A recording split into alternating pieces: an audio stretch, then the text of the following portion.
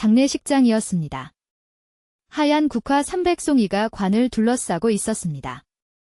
수지는 떨리는 다리로 관 앞에 섰습니다. 하객 50여 명의 시선이 그녀의 손끝에 집중되어 있었습니다. 시어머니는 뒷줄에서 오열하고 있었고 하객들은 고개를 숙인 채 숨만 쉬고 있었습니다.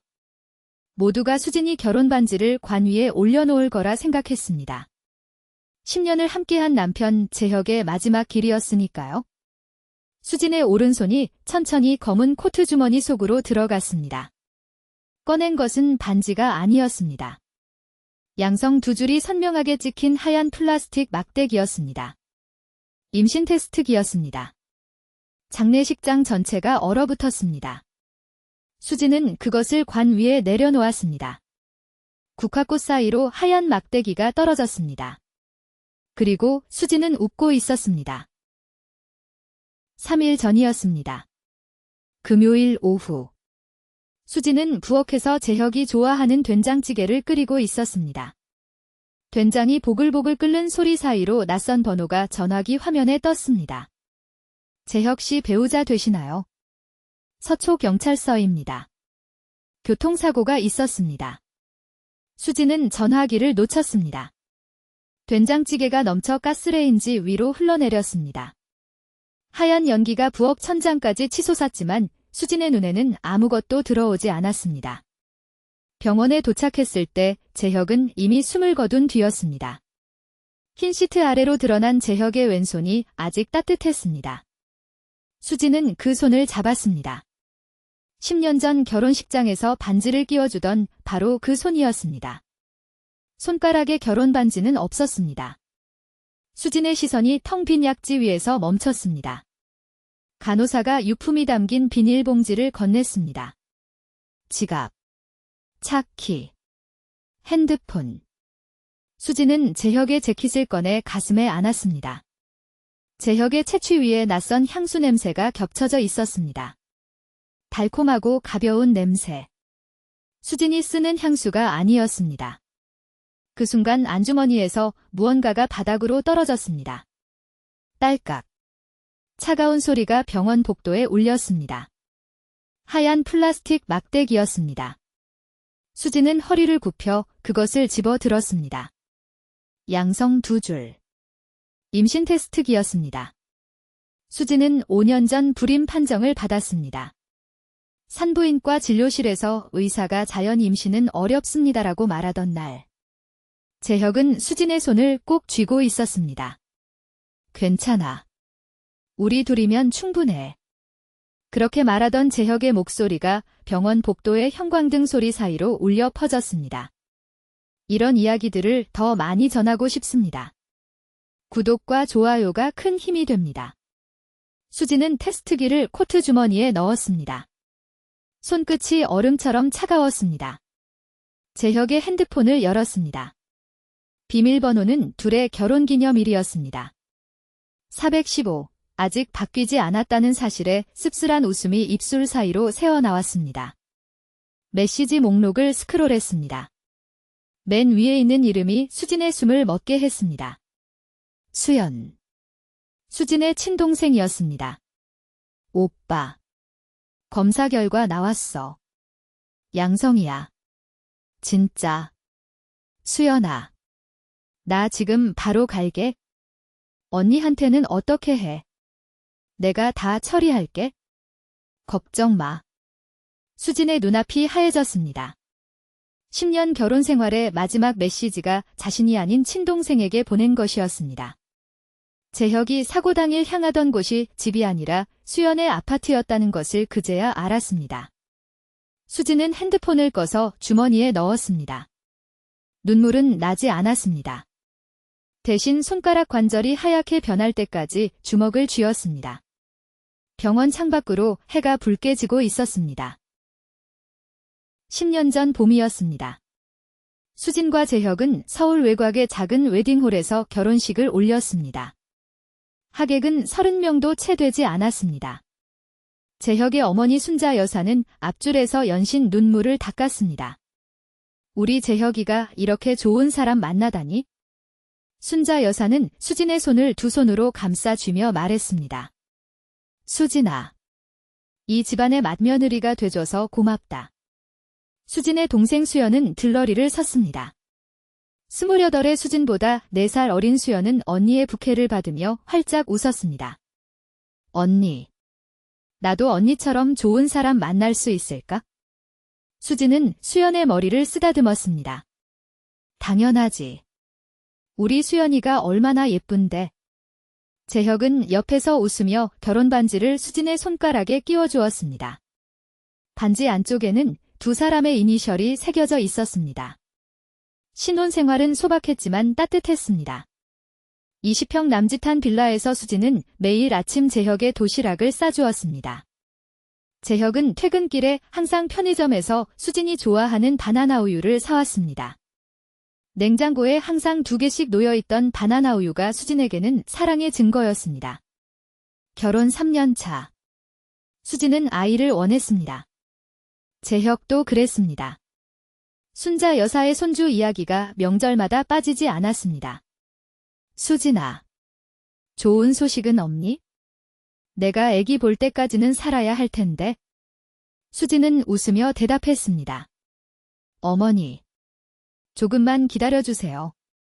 하지만 1년이 지나도 2년이 지나도 좋은 소식은 오지 않았습니다.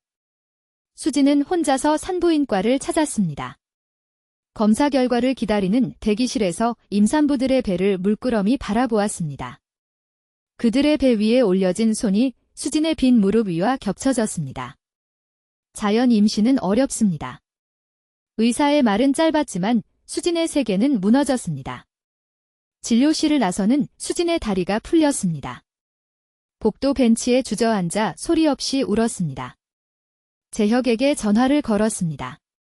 재혁은 회사를 조퇴하고 달려왔습니다. 수진의 손을 꼭 쥐었습니다. 결혼 반지가 맞닿는 소리가 났습니다. 괜찮아. 우리 둘이면 충분해. 아이가 없어도 나는 수진이만 있으면 돼. 수진은 재혁의 가슴에 얼굴을 묻었습니다.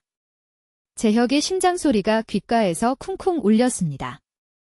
그때는 그 소리가 진심이라고 믿었습니다. 수진의 왼손 약지에서 결혼 반지가 형광등 빛에 반짝였습니다.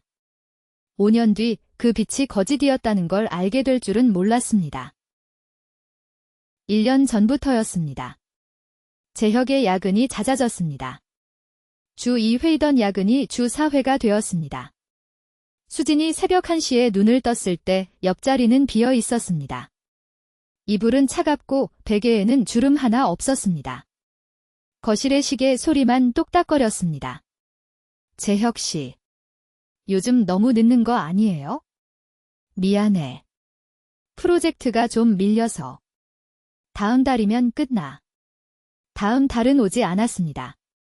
재혁의 셔츠에서 달콤한 향수 냄새가 나기 시작했습니다. 수진이 쓰는 우디한 향이 아니었습니다. 가볍고 달콤한 젊은 여자가 쓸 법한 플로럴 노트였습니다. 수진은 세탁기에 셔츠를 넣다가 멈췄습니다. 기대 코를 가까이 대었습니다. 낯선 향기가 코끝을 찔렀습니다. 수진의 손이 셔츠를 움켜쥐었습니다. 같은 시기. 동생 수연의 행동도 달라졌습니다. 매주 토요일 브런치를 함께하던 수연이 갑자기 바쁘다는 핑계로 연락을 끊었습니다. 언니. 미안. 요즘 회사 일이 너무 많아서. 수연의 목소리에는 늘 있던 다정함이 사라져 있었습니다. 전화 너머로 수연이 무언가를 감추고 있다는 느낌이 수진의 목덜미를 스쳤습니다. 어느 일요일 아침이었습니다. 재혁이 장을 보러 나간 사이 수진은 재혁의 차에 올라탔습니다. 핸들을 감싸고 있는 가죽 커버에서도 그 향수 냄새가 났습니다. 조수석 아래에 무언가가 끼어 있었습니다. 수진이 손을 뻗었습니다. 셀로판으로 감싸진 국화꽃 한 다발이었습니다. 카드가 꽂혀 있었습니다. 오빠에게. 늘 고마워. 수연. 수진은 국화꽃을 내려다보았습니다. 국화는 장례식장에 놓는 꽃이었습니다. 하지만 이 국화는 살아 있었습니다. 노란 꽃잎이 햇볕에 반짝였습니다. 수진의 속이 뒤집혔습니다. 동생이 남편에게 꽃을 주는 것쯤이야 이상할 게 없었습니다. 하지만 돋바라는 호칭이 수진의 가슴에 모처럼 박혔습니다. 수연은 재혁을 형부라고 불렀습니다. 10년 동안 단 한 번도 오빠라고 부른 적이 없었습니다. 수진은 국화꽃을 조수석에 도로 끼워 넣었습니다. 카드는 빼서 주머니에 넣었습니다. 차에서 내려 현관문을 열었을 때 재혁이 장바구니를 들고 서 있었습니다. 왜 밖에 나왔어? 춥잖아. 재혁이 웃었습니다. 수진도 웃었습니다. 두 사람의 웃음 사이에 국화꽃 향기가 보이지 않는 벽처럼 서 있었습니다. 수진은 그날 밤 잠을 이루지 못했습니다. 천장의 어둠 속에서 수연의 글씨체가 떠올랐습니다. 동생의 동그란 글씨. 수진이 처음으로 가르쳐준 글씨체였습니다. 재혁이 죽은 날 밤. 수진은 서재 문을 열었습니다. 재혁의 서재는 수진이 들어가지 않는 공간이었습니다. 내 작업 공간이니까 정리는 내가 할게. 재혁이 늘 그렇게 말했고 수진은 그 말을 존중했습니다. 10년 동안 단 한 번도 서재 서랍을 열어본 적이 없었습니다. 서재의 형광등을 켰습니다. 지직거리는 소리와 함께 차가운 빛이 방 안을 채웠습니다. 책상 위에 재혁의 노트북이 닫혀 있었고 서랍 3개가 나란히 놓여 있었습니다. 수진은 첫 번째 서랍을 열었습니다. 서류들 사이에 신용카드 영수증이 쏟아져 나왔습니다. 산부인과 진료비. 날짜는 석 달 전이었습니다. 수진이 다니는 병원이 아니었습니다. 강남에 있는 개인 산부인과였습니다. 환자명은 가려져 있었지만 보호자란에 이재혁이라는 이름이 선명했습니다. 수진의 손가락이 종이 위에서 멈췄습니다. 두 번째 서랍을 열었습니다. 백화점 쇼핑백 안에 작은 상자가 있었습니다. 목걸이였습니다. 수진의 생일은 3월이었고 지금은 10월이었습니다. 결혼기념일은 4월이었습니다. 이 선물은 수진을 위한 것이 아니었습니다. 상자 안에 메모지가 들어 있었습니다. 수연에게. 우리 아기와 함께 건강해. 재혁의 필체였습니다. 수진의 시야가 붉어졌습니다. 세 번째 서랍을 열었습니다. 사진이 한 장 있었습니다. 재혁과 수연이 나란히 서 있었습니다. 수연의 배가 살짝 불러 있었습니다. 재혁이 수연의 어깨를 감싸고 있었습니다. 배경은 바다였습니다. 지난달 재혁이 출장이라고 했던 주말이었습니다. 사진 속 두 사람은 웃고 있었습니다. 수진이 10년 동안 본 적 없는 재혁의 웃음이었습니다. 수진은 사진을 내려놓았습니다. 손이 떨렸습니다. 서재 벽에 걸린 결혼사진이 눈에 들어왔습니다. 사진 속 수진은 활짝 웃고 있었고 재혁은 수진의 허리를 감싸고 있었습니다. 같은 손이었습니다. 사진 속에서 수진의 허리를 감싸고 있는 손과 수연의 어깨를 감싸고 있는 손이 같은 손이었습니다. 수진은 서랍에서 임신 테스트기를 꺼내 주머니에 넣었습니다. 영수증도 넣었습니다. 사진도 넣었습니다. 서재의 형광등이 다시 지직거렸습니다. 수진은 불을 끄고 문을 닫았습니다. 어둠 속에서 결혼사진의 액자 유리가 희미하게 빛났습니다. 수진은 그 앞에 서서 왼손에 결혼 반지를 천천히 빼냈습니다. 반지가 손가락에서 빠지는 순간 작은 소리가 났습니다. 10년이라는 시간이 빠져나가는 소리 같았습니다. 장례식 이틀 전이었습니다. 수진은 시어머니 순자 여사의 집을 찾았습니다. 현관문을 여는 순자 여사의 눈이 부어 있었습니다. 수진아, 들어와. 장례 준비 이야기 좀 하자. 거실에는 재혁의 영정사진이 국화꽃으로 둘러싸여 있었습니다. 수진은 영정사진 속 재혁의 웃는 얼굴을 보지 않았습니다. 어머니. 수진이 입을 열었습니다. 이거 아세요? 수진은 주머니에서 임신 테스트기를 꺼내 탁자 위에 올려놓았습니다. 순자 여사의 눈동자가 흔들렸습니다. 찻잔을 들고 있던 손이 미세하게 떨렸습니다. 그 떨림이 수진에게 모든 것을 말해주었습니다. 알고 계셨군요. 수진의 목소리는 차가웠습니다. 순자 여사는 찻잔을 내려놓았습니다. 사기 그릇이 탁자에 부딪히는 소리가 거실에 울렸습니다. 수진아, 내 말 좀 들어봐. 들을 필요 없습니다. 알고 계셨느냐고 물어보는 겁니다. 순자 여사의 입술이 떨렸습니다. 주름진 손이 무릎 위에서 쥐었다 펴졌다를 반복했습니다. 한참의 침묵 뒤에 순자 여사가 말했습니다. 수연이를 재혁이한테 소개한 건 나야? 수진의 등이 곧아졌습니다.